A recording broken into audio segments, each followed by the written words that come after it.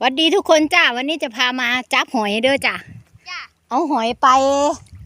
พัดเพชรผัดกระต่ายเพชรผัดเผ็ดพระนาเรศวร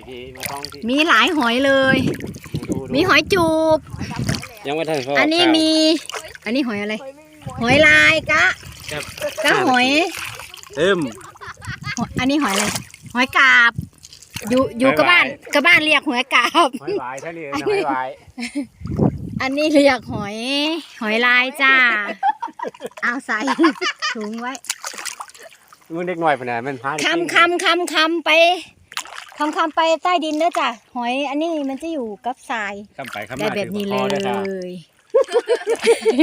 ได้แบบนี้เลยทุกคนนี่จ้ะว้าว